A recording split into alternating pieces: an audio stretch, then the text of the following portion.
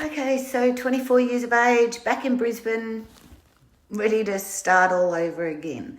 So I did move in and live with my mother for a little while, and I ended up getting a position at the Manly Hotel, in which was not too far away from where it was quite a drive to get there actually, but I needed the work, so I went to work there.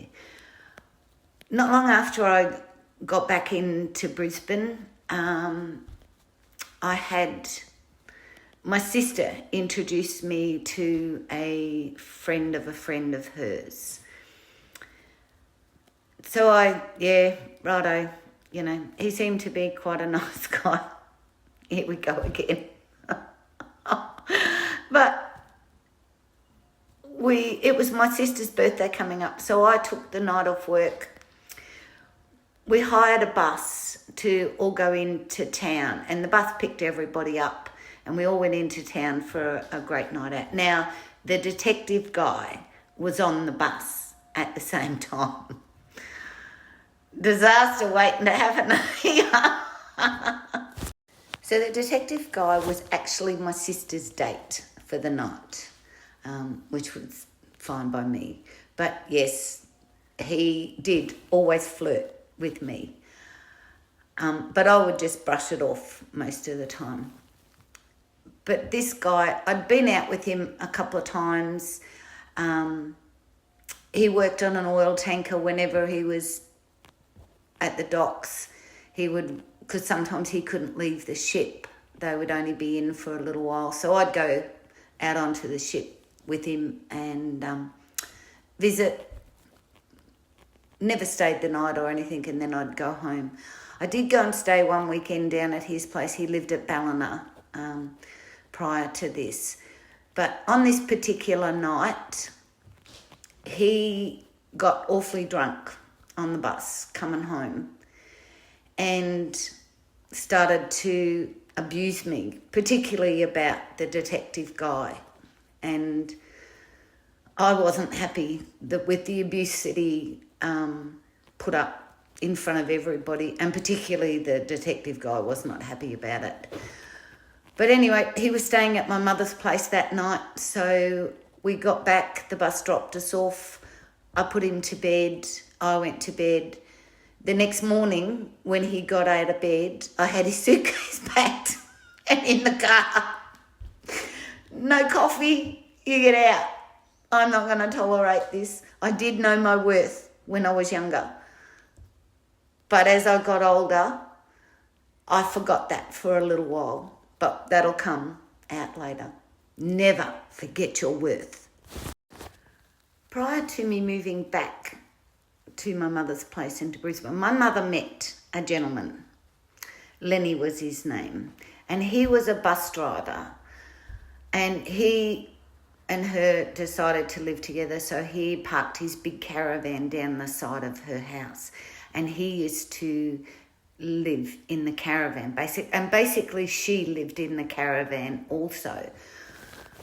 But they drank so much. I remember picking my mother up one night. They were in an argument because, of course, every time alcohol's involved, they would fight.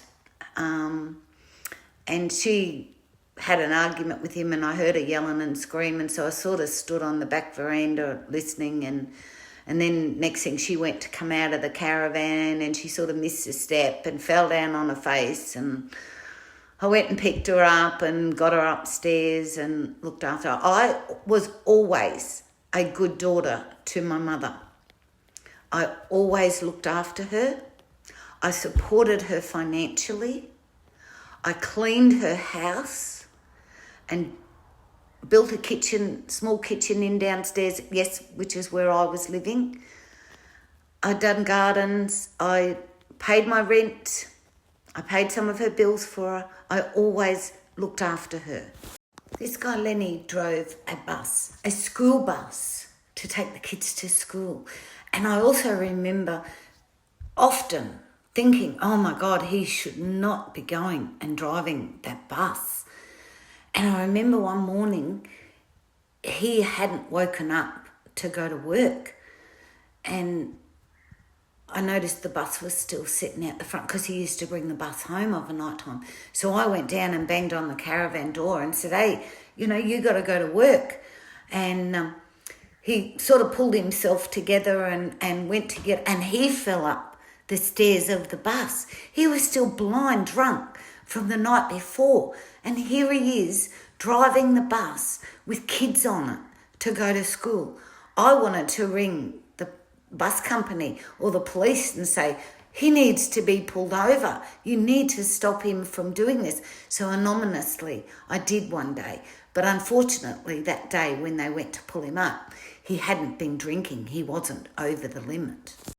Us 3 kids were all really happy that Mother had somebody in her life to be there for her, because we were all wanting to go off in our own life, even though, yes, I'd moved back there again.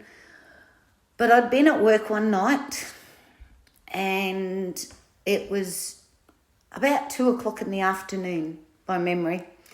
And I was supposed to go back to work that night and I was tired. So I went and laid on my bed to have a rest. My daughter was asleep on her bed and I went and laid on my bed. Well, in come Lenny. He got into bed with me and I thought, oh, what's going on here? Next thing, he's got his hands all over me. And he's going, oh, your mother's right. You're just a man magnet. I don't know what it is about you, but I can't keep my hands off me. And I just pushed him off. I said, well, you're going to have to. And I got out of bed, packed a few things, and once again, I was homeless. I had to go and find somewhere else to live because I wasn't going to go through that again. Is my mother just offering me up to these people? What's going on here?